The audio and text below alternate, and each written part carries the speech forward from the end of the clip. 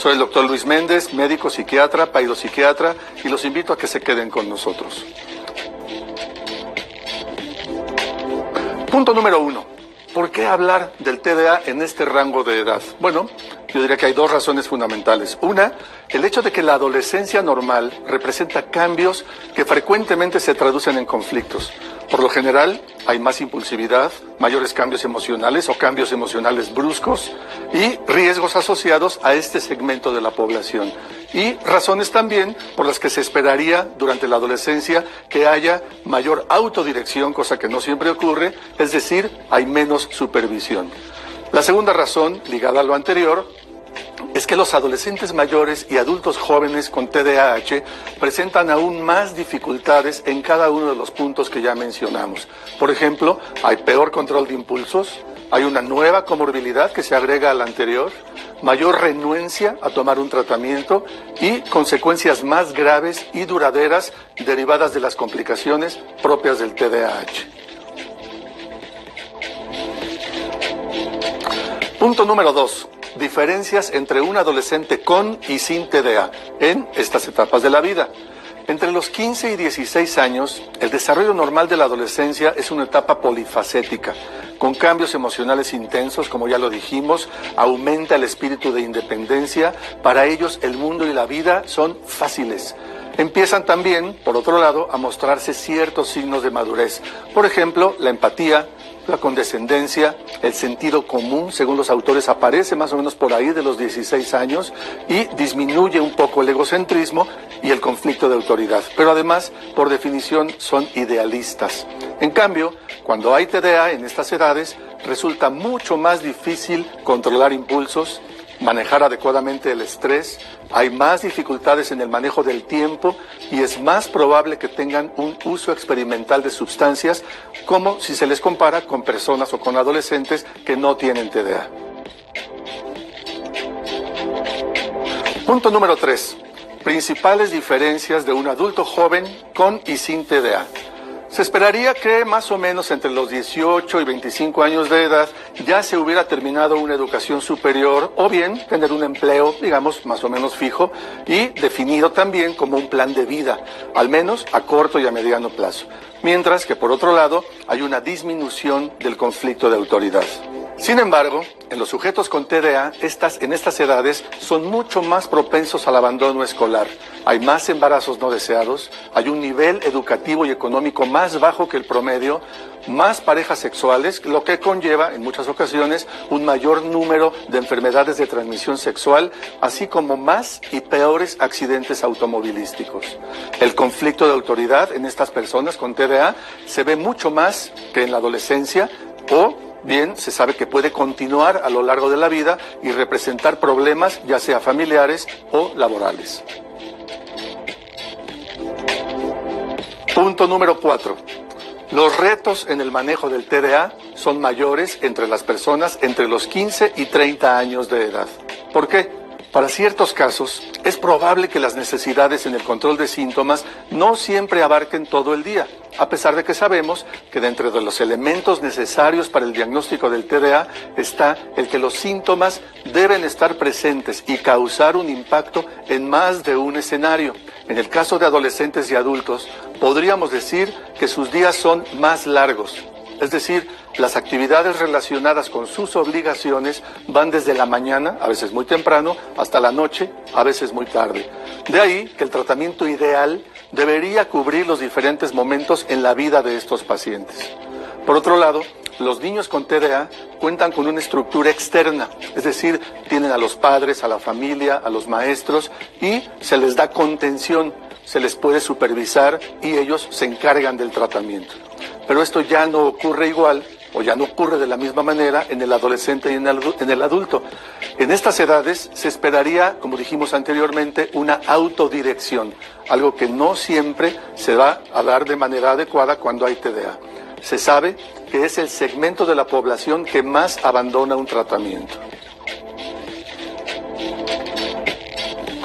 Punto número 5. El TDAH y su comorbilidad en adolescentes y en adultos. La mayoría de los casos de TDA presentan al menos un trastorno en comorbilidad que se presentará con ciertos patrones en relación a la edad. Hay más casos de abuso de sustancias entre los sujetos adolescentes y adultos con TDA que en la población general. Hay una publicación más o menos reciente sobre un estudio longitudinal hecho en Taiwán, en donde se siguió y se comparó a 17.898 casos de adolescentes y adultos con TDA y se les comparó con 71.000 sujetos como control pareados por edad y sexo. En el análisis de resultados se encontró una fuerte asociación entre 3 factores. 1, el TDA. 2, el uso de sustancias. Y 3, enfermedades de transmisión sexual de manera mucho más significativa en mujeres. Por otro lado, y a pesar de que hablar de comorbilidad en cualquier condición no siempre asumiríamos una relación causal, sabemos que hay un círculo en relación entre la sintomatología del TDA y la ansiedad. En otro estudio, también reciente, que incluyó a poco más de 50 pacientes con diagnóstico de TDA entre los 20 y 30 años de edad, concluye que la presencia de ansiedad es un importante mediador entre la severidad del TDA y el impacto en la funcionalidad. Dicho de otro modo, en aquellos sujetos que tienen TDA hay un mayor deterioro funcional cuando se asocia con ansiedad. De ahí la importancia de evaluar detalladamente esta condición y proporcionar, por supuesto, el tratamiento adecuado. Y también distinguir muy claramente entre ansiedad como síntoma, que puede estar presente en muchas entidades, o los diferentes trastornos de ansiedad. Punto número 6. Los sujetos con TDA son más propensos a los peligros que implica la tecnología. Si bien es cierto que el desarrollo cognoscitivo no se ha modificado durante siglos, pese a la opinión de algunos que dicen que ahora los niños y los jóvenes ya son diferentes a los de antes, bueno, sí tendríamos que aceptar que también el entorno, ese sí ha cambiado, y que algunos de estos cambios representan riesgos o desventajas para los sujetos con TDA. Por ejemplo, hay más drogas, varias de ellas sintéticas, además de que hay mucho mayor acceso a las drogas, hay más riesgos derivados con las conexiones a Internet, por ejemplo, el cyberbullying o la trata de personas o el envío de estas imágenes que ahora le llaman packs, que también se da como un fenómeno muy claro en la adolescencia. Hay mucho mayor disponibilidad de atractivos, llamémosle así, atractivos para los jóvenes. Por ejemplo, simplemente la posibilidad de ver la televisión a demanda por 24 horas. Pero, ¿qué hay respecto al TDA y al uso de redes sociales? En una encuesta realizada recientemente en Estados Unidos, se encontró una asociación positiva entre lo que los autores denominaron el estar multicomunicado y el uso problemático del teléfono celular. Pero además, esto explicado por los síntomas del TDA. Los sujetos con TDA se involucran mucho más en este uso problemático, así como también se ve que hay una mayor necesidad de estar comunicados y esta necesidad, llamémosle así, de comunicación se da mucho más entre sujetos con TDA comparado con los sujetos sanos. Por otro lado, entre los sujetos con TDA y particularmente en mujeres se encontró una mayor necesidad de aceptación social. Tal vez el TDA ha existido siempre, pero probablemente la mayor disponibilidad de actividades placenteras que en la actualidad juega un papel fundamental, yo creo que es un importante factor en los problemas asociados con el TDA. Punto número 7. Retos en el diagnóstico del TDA en adolescentes y en el adulto joven. El motivo de consulta de sujetos en estas edades rara vez está relacionado con el TDA. Es decir, adolescentes y adultos que sí tienen TDA y acuden al médico en busca de ayuda, generalmente esto ocurre de dos maneras. Uno, por la comorbilidad, es decir, presentando síntomas o trastornos de ansiedad o depresión, uso o abuso de sustancias, problemas en el control de impulsos, o bien, la segunda posibilidad, por las consecuencias derivadas del TDA, por ejemplo, divorcios, accidentes, problemas laborales, conyugales, actos impulsivos, baja autoestima, en fin, podríamos mencionar algunos otros más. Una buena recomendación para el médico cuando evalúa a un paciente que acude a una consulta, digamos, en el área de la salud mental, independientemente de su motivo de consulta, en este rango de edades, sería preguntar sobre dificultades en la concentración. Sabemos que las dificultades en concentrarse es un problema o es un síntoma común a muchísimos trastornos. Pero si el paciente acepta presentar problemas en este campo, entonces se debe de hacer una profunda semiología de ello. Es decir, desde cuándo lo presenta, en qué momentos o situaciones, con qué patrones, con qué cambia y sobre todo, qué impacto ha tenido en este sujeto, digamos, en cuanto a la falta de concentración en su vida cotidiana. Otra herramienta de utilidad es aplicar algún instrumento. Hay una escala para medir síntomas en TDA en adultos, una conocida que es la ARS, y se aplica de manera muy sencilla y también se interpreta de manera muy sencilla. Sabemos que no es un instrumento diagnóstico como ninguna otra escala, pero tiene una muy buena utilidad, al menos como tamizaje. Punto número 8. El tratamiento multimodal del TDAH ha demostrado ser la mejor opción. Siempre se ha insistido en que el tratamiento del TDA debe ser multimodal y además adaptado a las condiciones y a las necesidades de cada paciente. Sin embargo, se ha demostrado que solo un porcentaje de pacientes con este diagnóstico tienen una atención que pudiera considerarse así, como multimodal. Según los resultados mostrados por el Centro de Control y Prevención de Enfermedades en Estados Unidos, un país en donde podríamos pensar que sí hay acceso, o al menos en la mayoría de los casos, a las diferentes modalidades terapéuticas, o por lo menos más que en otros países, para esta población de pacientes con TDA, se sabe que, de acuerdo con estos resultados, en sujetos con TDA entre 12 y 17 años de edad, el 45% de ellos recibe únicamente un tratamiento farmacológico y solo el 28% recibe tanto el tratamiento farmacológico como alguna modalidad de terapia conductual. El resto, para juntar el 100%, o bien recibe terapia conductual solamente en un 13% o ningún tratamiento en el 14%. Los principales puntos a considerar por el médico al momento de elegir un tratamiento farmacológico, en general un tratamiento, en particular para estos pacientes entre los 15 y 30 años de edad, serían, primero, la modalidad de TDA, es decir, cuáles son los síntomas dentro de todo el cuadro clínico que representan los principales problemas para este paciente. En segundo lugar, qué actividades a lo largo del día son las actividades que más se ven impactadas o más afectadas por la sintomatología del TDA. ¿Cuáles son sus horarios en un día común? ¿Qué hace esa persona a lo largo de todo el día? Y por supuesto, considerar también la comorbilidad.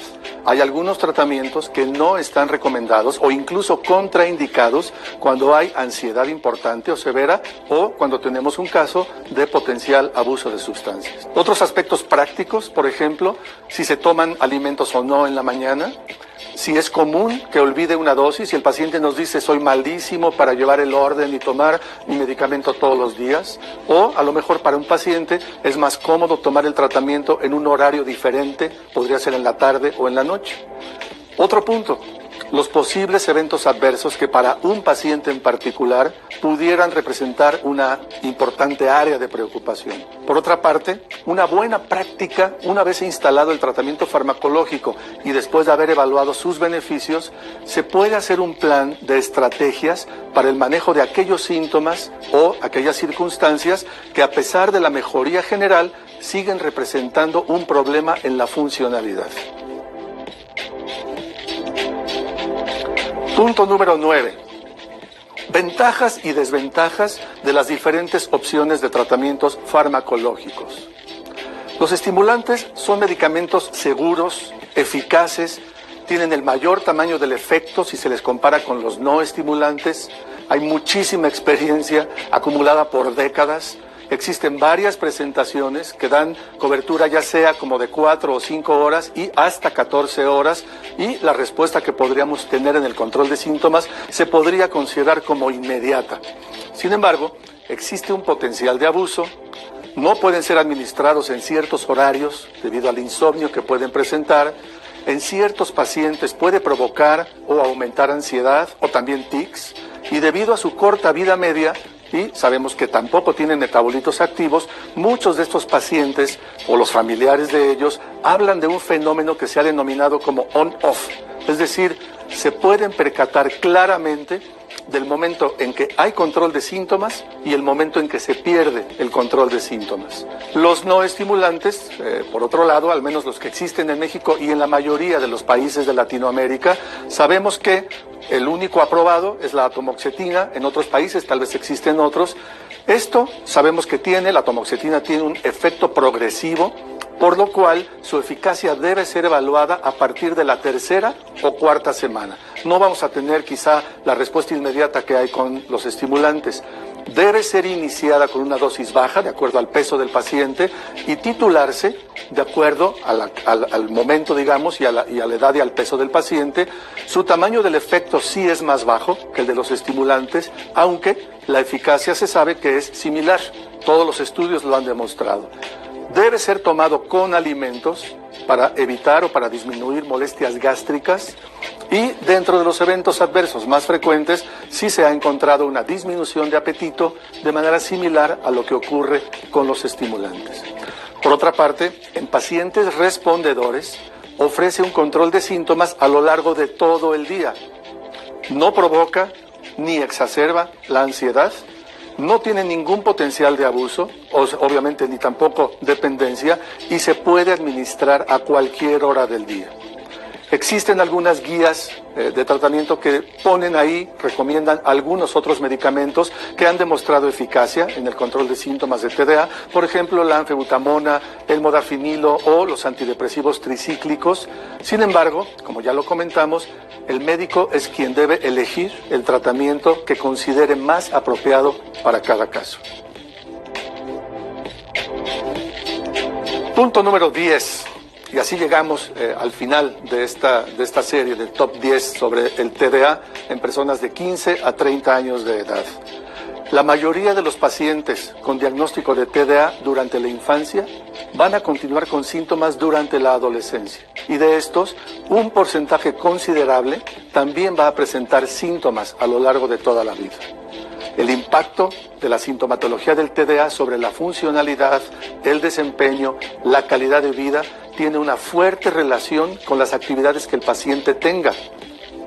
Es decir, tal vez los mismos síntomas no son tan evidentes o no causarían el mismo deterioro si se presentan en una persona que debe de estar atento en un salón de clases o conducir un automóvil, trabajar o estudiar en la tarde o en la noche, cuidar de los hijos, por ejemplo, organizar una agenda, cumplir con horarios, tener lecturas, mantener un ambiente ordenado, o si estos síntomas se presentaran en una persona que no requiere llevar a cabo ninguna de estas actividades, quizá el impacto sería diferente.